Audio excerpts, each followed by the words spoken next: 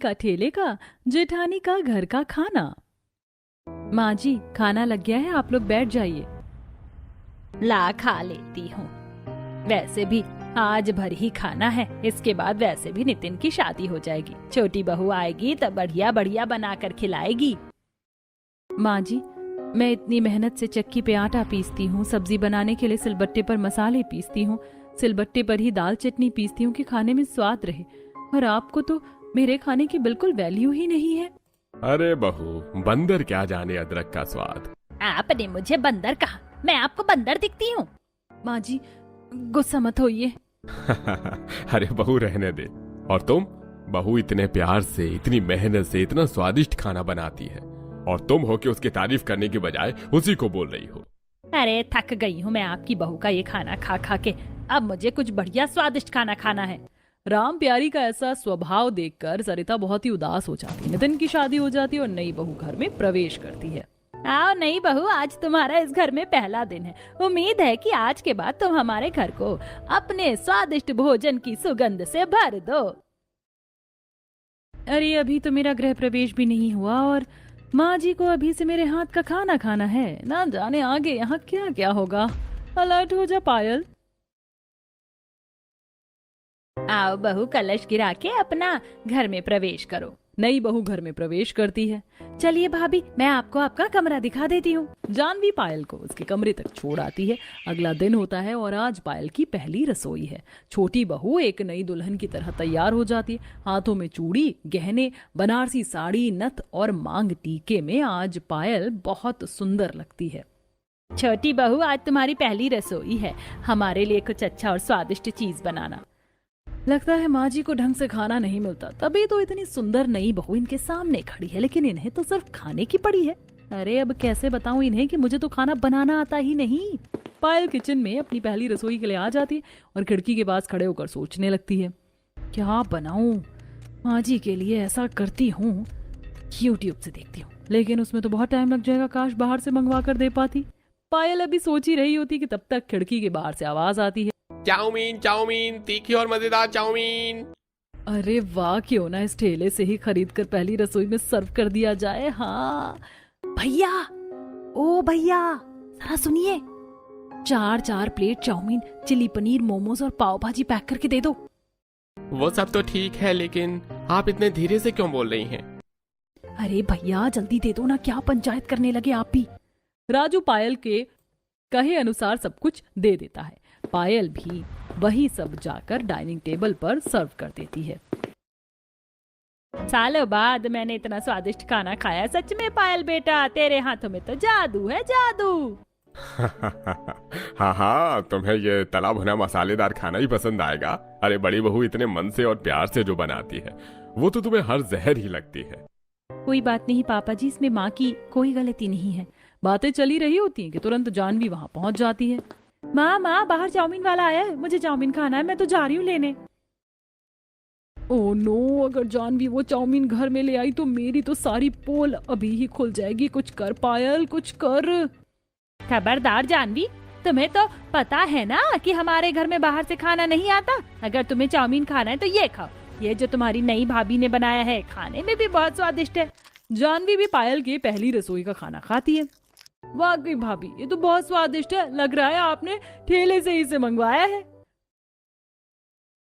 तुम क्या ही जानो कि ये कहाँ से आया है। तुम लोगों को बेवकूफ बनाने के लिए मुझे बिल्कुल दिमाग नहीं लगाना पड़ा। सब खाना खाते और सरिता सब कुछ खड़े होकर सुन रही थी कि सब कैसे उसके खाने से बोर हो गए और पायल के खाने को बहुत पसंद कर रहे हैं।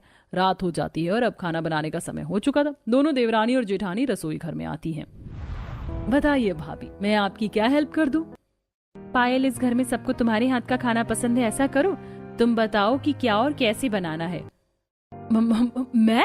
अरे नहीं नहीं भाभी, खाना आप ही बनाइए, और वैसे भी मुझे खाना बनाना नहीं आता, मुझे तो सिर्फ फास्ट फूड बनाना ही आता है। लेकिन पायल, हर दिन हम फास्ट फूड तो नहीं खा सकते ना। चलो ठीक है, आज तुम मुझे खाना बनाते हुए देख लो और सीख भी लो, उसके बाद तुम खाना बनाना। सरिता खाना बनाती है और सर्व करती है। ये क्या, आज फिर से तुमने वही पुराना खाना बना दिया? हाँ माँ जी, वो क्या है ना, मुझे लगा सुबह फास्ट फूड खा के आप लोगों का पेट नहीं भरा होगा, इसलिए अभी पूरा खाना, दाल चावल सब्जी रोटी बनाई है। अरे लेकिन मुझे पायल के हाथों का खाना चाहिए जैसे सुबह खाई थी। देखो पायल, अब से सुबह और शाम दोनों वक्त तुम ही खाना बनाओगी। जी मम्मी जी। अरे क्या मम्मी जी, कहाँ से बनाएगी जब तुझे आता ही नहीं है? तो ऐसा करूंगी, खिड़की से ही ठेले वाले भैया से ऑर्डर करा लूंगी और थोड़े ज्यादा पैसे दे दूंगी। ये सही है। अब पायल रोज रोज सुबह शाम घर वालों को कभी चाउमीन, कभी छोले भटूरे, कभी मोमोज और कभी पाव भाजी खाने में खिलाने लगी कि एक दिन, अरे बाप रे, न जाने मेरे पेट में इतना दर्द क्यों है। माँ ये क्या किया आपने? क्या जरूरत थी आपको ऑयली चीजें खाने की? हाँ तो क्या? अरे इस उम्र में आपको अपने खाने पीने का ध्यान रखना चाहिए, और आप हैं कि अरे अब तुम लोग मुझे ही कोसते रहोगे या मुझे अस्पताल भी लेकर चलोगे? अशोक और नितिन रामप्यारी को अस्पताल लेकर जाते हैं और पीछे से बाकी लोग भी वहाँ पहुँचते हैं। क्या हुआ डॉक्टर? क्या कोई परेशानी वाली बात है? कहीं ऐसा तो नहीं कि माँ जी की तबीयत ठेले वाला खाना खाने की वजह से हुई है? देखिए, इस उम्र में अक्सर पेट खराब हो जाता है, इसलिए खान पान पर ध्यान देना चाहिए। अभी ज्यादा दिक्कत नहीं है, लेकिन अगर ध्यान नहीं दिया तो हो सकती है। अब से आपको इन्हें सिर्फ मूंग की दाल खिचड़ी देनी है सुबह और शाम। भगवान की कृपा है कि मेरे बारे में कुछ पता नहीं चला। अरे ये डॉक्टर क्या बोल रहा है, मैं और खिचड़ी? माँ आपको मानना ही होगा डॉक्टर की बात। डॉक्टर के कहने पर रामप्यारी को जबरदस्ती खिचड़ी खिलाई जाती है, जिससे कई दिनों तक खाकर वो बहुत तंग आ चुकी थी।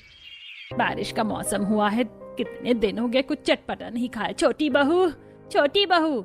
हाँ माँ, आपने बुलाया? बहू, बहुत दिन हो गए तेरे हाथ का चटकेदार कुछ खाए हुए। बारिश भी हो रही है, जा कुछ बना ला। माँ अभी आपकी तबीयत सही हुए ही कुछ दिन हुए हैं, अभी आपको वो सब नहीं खाना चाहिए। तू मेरी सास है या मैं तेरी सास हूँ? जितना कहूँ उतना कर। जाओ और जल्दी से मेरे कुछ बना कर लाओ। पायल मजबूर होकर रसोई में जाती है। अगर फिर से माँ को ठेले वाला खिलाया तो माँ बीमार पड़ जाएंगी। ऐसा करती हूँ, यूट्यूब से देख के खुद ही बना लेती हूँ। पायल वैसा खाना बनाने की पूरी कोशिश करती है, लेकिन रामप्यारी को खाना पसंद नहीं आता, क्योंकि असल में वो ठेले वाला होता ही नहीं था। कई बार पायल ने ठेले जैसा खाना घर पर भी बनाने की कोशिश की, लेकिन रामप्यारी को कभी खाना पसंद नहीं आता कि एक दिन, देख पायल, अगर तूने मुझे पहले जैसा खाना खिलाया तो ये सोने के कंगन जो तुझे पसंद है वो मैं तुझे दे दूंगी। क्या सच में माँ जी? मैं अभी आपके लिए वैसा खाना लेकर आती हूँ। सरिता को कुछ ठीक नहीं लगता और वो पायल के पीछे जाती है और देखती है कि पायल एक ठेले वाले से खाना खरीद रही होती है।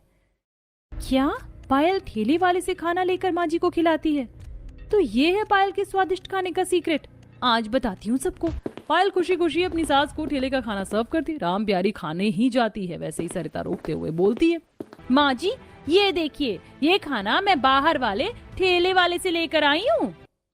ये क्या बकवास है बड़ी बहू, तुम्हें नहीं पता कि मैं बाहर का नहीं खाती हूँ? इतने दिनों से पायल के हाथों का जो खाना आपको पसंद आ रहा था माँ जी, वो भी बाहर के ठेले का है, जिसे हर बार पायल रसोई की खिड़की से ले लेती थी। अगर आपको यकीन नहीं तो आप एक बार चख लीजिए। और माँ जी, आपकी तबीयत भी इसी ठेले के खाने से खराब हुई होगी। क्या ये सच है छोटी बहू? मुझे माफ कर दीजिए माँ जी। तुम्हें पता था कि हमारी तबीयत खराब हो गई इस खाने से, फिर भी तुम दोबारा हमारे लिए ये लेकर आई? मैं लालच में पड़ गई थी माँ, मुझे लगा सोने का कंगन मिल जाएगा, अब से ऐसा नहीं होगा। उसके बाद से पायल ठेले का खाना खरीदना बंद कर देती है। घर पर ही अपनी जेठानी से घर का खाना बनाना सीखती है और सभी घर वाले घर का ही खाना खाते हैं। आओ बहू रानी, घर के अंदर आओ। अगले दिन सुबह वैभवी अपनी पहली रसोई का खाना बना रही होती है। कुछ देर बाद, आई माँ, खाना बनाते बनाते मुझे तो बहुत तेज टॉयलेट आ गई। एक काम करती हूँ, खाना डाइनिंग टेबल पर रख के पहले टॉयलेट चली जाती हूँ। अब वैभवी खाने को डाइनिंग टेबल पर रखकर वॉशरूम जाती है, तभी वहां से गुजरती है अर्चना। अरे देवरानी जी ने खाना तैयार कर दिया, चलो मैं इन सभी खाने को डाइनिंग टेबल पर परोस देती हूँ। अर्चना डाइनिंग टेबल पर सबके लिए प्लेट लगाती है, फिर सबको खाना परोसती है। पूरा परिवार खाना खाना शुरू करता है। अरे खाना तो बहुत अच्छा बना है। अच्छा पापा जी, और सब्जी दूं? रोटी लेंगे आप? माँ जी आपको कुछ चाहिए? नहीं नहीं बहू, मुझे अब कुछ नहीं चाहिए।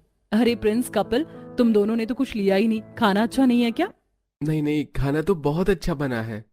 तभी वहाँ वैभवी आती है ये सब देखकर। अरे जेठानी जी, ये क्या किया आपने?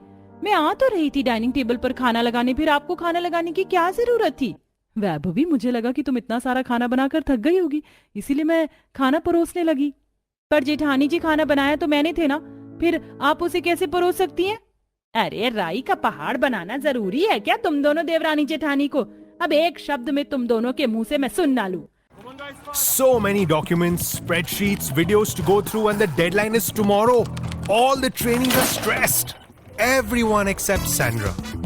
Because with Google AI Plus, she can just use Notebook LM to create a simple podcast summary. Catch up fast.